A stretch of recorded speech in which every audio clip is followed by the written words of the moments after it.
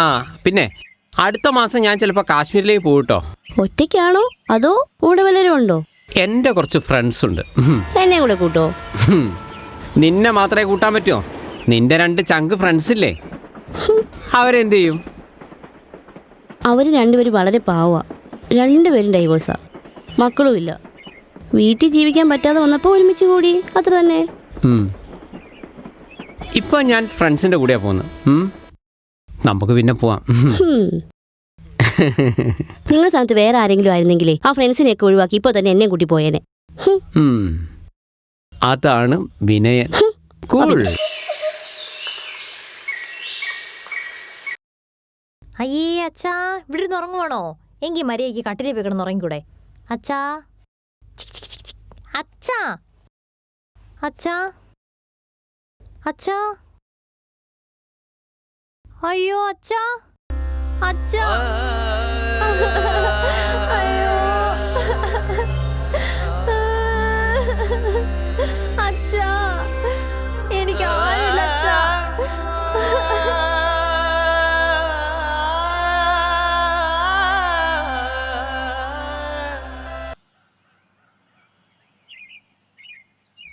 ഇന്നലെ ഒട്ടും ഉറങ്ങിയില്ല അല്ലേ? എനിക്ക് തോന്നി. ഇന്നലെ രാത്രി നമ്മുടെ ഫോൺ കോൾ 2.5 മണിക്കൂർ നീണ്ടു നിന്നു. എൻ്റെ ജീവിതത്തിൽ ഇത് ആദ്യമായിട്ടാണ് ഞാൻ ഒരാളോട് ഇത്രയും സമയം ഫോണിൽ സംസാരിക്കുന്നത്. നമ്മൾ ഇഷ്ടപ്പെട്ടവരൊക്കെ കുറേ നേരം സംസാരിക്കുന്നത് സ്വാഭാവികമല്ലേ? അല്ല, പിന്നെ ഡൈവോഴ്സ് ആണെന്നല്ലേ പറഞ്ഞത്? അതെ. സെക്കൻഡ് മാരേജിനെ പറ്റിയൊക്കെ ചിന്തിക്കുന്നുണ്ടോ? സത്യം പറഞ്ഞ ആദ്യ മാരേജ് താർന്നപ്പോ ഇനി ജീവിതത്തിൽ വേറെ ഒരു കല്യാണമേ വേണ്ടെന്ന് കരുതിയതാ. പക്ഷെ ഇപ്പോൾ ഒരു സെക്കൻഡ് മാരേജ് ചിന്തയൊക്കെ വന്നു തുടങ്ങി. അതെന്താ, മനസ്സിലാരുണ്ടെങ്കിൽ ഇഷ്ടം തുടങ്ങിയോ? തുടങ്ങി. ഇയാളോട്. ആണോ? പക്ഷേ എന്താ ഒരു പക്ഷേ? അല്ല, ഞാനൊരു ഡൈവോഴ്സി അല്ലേ, പിന്നെ പ്രായം, പിന്നെ പ്രത്യേകിച്ച് വേറെ കുടുംബമില്ല, എനിക്കൊരു മകളുണ്ട്. നോ, അതൊന്നും എന്റെ വിഷയത്തിൽ പെടുന്നതേ അല്ല. ആതിരയ്ക്ക് എന്നെ ഇഷ്ടമാണെങ്കിൽ നമ്മുടെ വിവാഹം നടന്നിരിക്കും. നിങ്ങളുടെ വീട്ടുകാർ സമ്മതിക്കോ? അത് ഇന്നേ വരെ എന്റെ ഒരു ആഗ്രഹത്തിനും അച്ഛൻ എതിര് നിന്നിട്ടില്ല. എനിക്ക് വേറെ ബന്ധുക്കളൊന്നുമില്ല, തീർത്തും സിംഗിളാണ്. എന്നുകൂടി ഒന്ന് അച്ഛനോട് പറയണേ. ഓക്കെ, അച്ഛൻ ഒരു വിശാല ചിന്താധികാരനാണ്, അതൊന്നും ഒരു പ്രശ്നമേ അല്ല. എങ്കിൽ നമുക്ക് രജിസ്റ്റർ മാരേജ് നടത്തിയാ പോരെ? ഉറപ്പായിട്ടും. 1 വർഷം മുമ്പ് പാലം തകർന്നപ്പോൾ ഞങ്ങൾ വിശ്വസിച്ച പാർട്ടി ഞങ്ങളെ ചതിച്ചു. ആ ദേഷ്യത്തിലാണ് സ്വതന്ത്രനായി നിന്ന നിങ്ങളെ ഞങ്ങൾ ജയിപ്പിച്ചത്. സംഭവം ഇപ്പൊ കഴിഞ്ഞിട്ട് 5 വർഷമായില്ലേ? താൻ എന്ത് ചെയ്തടോ ഇത്രയും കാലം? ആ പാലം ഉണ്ടാക്കി തരാന്ന് പറഞ്ഞ് വോട്ട് വാങ്ങിച്ച നിങ്ങൾ ഇതുവരെ എന്ത് ചെയ്തു? അല്ല, അറിയാൻ താല്പര്യമുണ്ട് ഞങ്ങൾക്ക്. നിങ്ങൾക്ക് തന്ന വാക്ക് ഞാൻ മറന്നിട്ടില്ല. 5 വർഷവും ഞാൻ കഷ്ടപ്പെട്ടു. ഓ പിന്നെ ആ കോൺട്രാക്ടറെ കൊണ്ട് എന്നെ പാലം പണിക്കാൻ ഞാൻ ശ്രമിച്ചു. പക്ഷെ ഒരു കോപ്പം നടന്നില്ല. എനിക്ക് കുറച്ച് സമയം കൂടി തരണം. ഞാനൊരു പാവാണ്. പാവാണ്, നല്ല പാവം. ഇപ്പം തന്നെ ഞങ്ങളുടെ വീടൊന്ന് നോക്കി. ലൈഫ് പദ്ധതി ഞങ്ങളൊരു വീട് പോലും എടുത്തിട്ടില്ല. കണ്ടോ ഞങ്ങൾ വീടിന്റെ ഈ അവസ്ഥ? അതിന് ഇങ്ങനെ ഒരു കോടീശ്വരാണ് ഞങ്ങൾ എപ്പോഴും പറഞ്ഞോ? അങ്ങനെ പറഞ്ഞു കൊടുക്ക്. പറഞ്ഞോ? അങ്ങനെ പറഞ്ഞിട്ടില്ല. ഞങ്ങളോട് പറഞ്ഞ വാക്ക് പാലിക്കണം, അത്രയേ ഉള്ളൂ. അത് ചെയ്യണം. എന്തും ഞങ്ങൾ സഹിക്കും, പക്ഷെ വഞ്ചന അത് മാത്രം ഞങ്ങൾ സഹിക്കില്ല. അടുത്ത ഇലക്ഷന് മുമ്പ് പാലത്തിന് പണി കഴിഞ്ഞിട്ടില്ലെങ്കിൽ മെമ്പറുടെ കൈ കാലം ഞങ്ങൾ തല്ലിയൊടിക്കും, പറഞ്ഞേക്കാം. കയ്യും കാലും അല്ല, വേണ്ടി വന്ന തല ഞങ്ങൾ വിട്ടും. എന്താ ചെയ്യാ? ഞങ്ങളെ നിനക്ക് ശരിക്കും അറിയില്ല. അവന്റെ കളിയെ നിങ്ങളൊരല്പം കൂടി ക്ഷമിക്കണം. ഇനി എന്ത് ക്ഷമ? രണ്ടിലൊന്നും ഇപ്പൊ അറിയണം. അതെ, അതാണ്. നിങ്ങൾ സ്വതന്ത്രനായി നിന്നിരുന്നെങ്കിൽ ഒരു 10 വോട്ട് നിങ്ങൾക്ക് കിട്ടുമോ? ഞങ്ങൾക്ക് വിശ്വസിക്കുന്ന പാർട്ടിക്ക് കൊടുക്കാതെ നിങ്ങൾക്ക് തന്ന എന്തിനു വേണ്ടിട്ടാ? ആ പാലത്തിന് വേണ്ടിട്ടല്ലേ? സത്യം. അതിപ്പോ നമ്മള് ശ്രമിക്കാനിട്ടല്ലോ.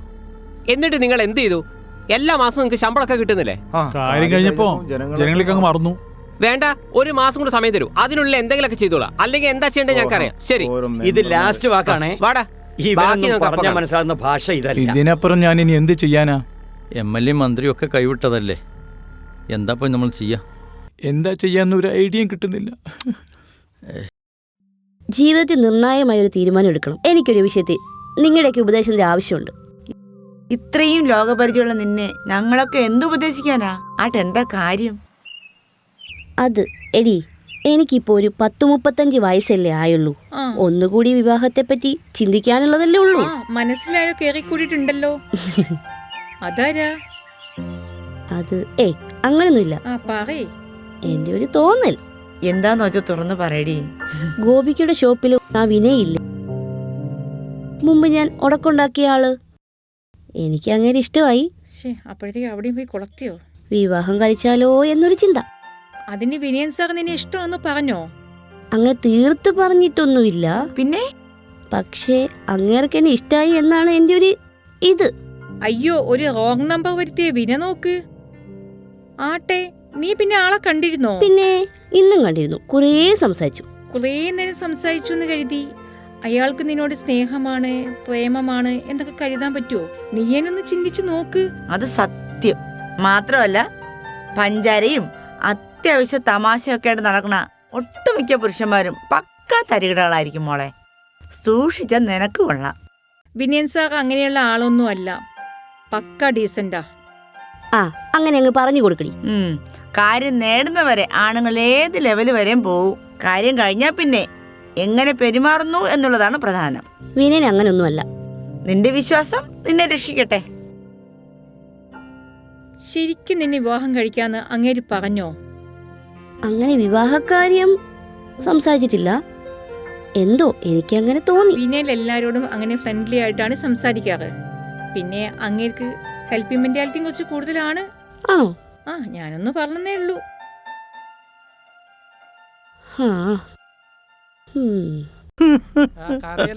എന്റെ ഏട്ടനൊരു പാവൻ. കല്യാണം കൂടി ഓൻ കഴിച്ചിട്ടില്ല. നിങ്ങൾ കരയല്ലേ?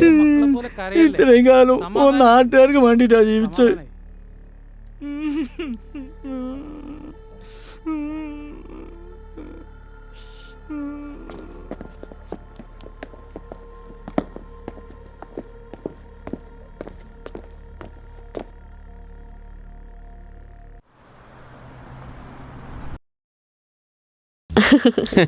ഇവിടെ നല്ല സീനാണല്ലേ?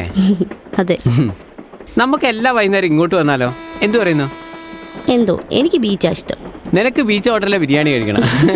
എനിക്ക് കാര്യം മനസ്സിലായി. ഇവിടുത്തെ ഐസ്ക്രീം അത്ര മോശമൊന്നല്ല. ഐസ്ക്രീം കാര്യം ടൗണാണെങ്കിലും പഞ്ചാരടിക്ക് ഒരു സ്കോപ്പ് ഇവിടെയുണ്ട്. വലിയ വായി നോക്കിയുള്ള. ഹലോ അമ്മേ, ഞാനാ. പറ. ഒരു വിശേഷം പറയാനാണ് വിളിച്ചത്. അച്ഛൻ, അതായത് നിങ്ങളുടെ ഭർത്താവ്, 4 ദിവസം മുമ്പ് മരിച്ചു. ബാബുട്ട് മരിച്ചോ? നീ എന്താ എന്നെ അറിയിക്കാഞ്ഞേ? എന്താ അറിയിക്കാനാ? നിങ്ങൾ തമ്മിൽ പ്രത്യേകിച്ച് ബന്ധമൊന്നുമില്ലല്ലോ. അത് ശരി.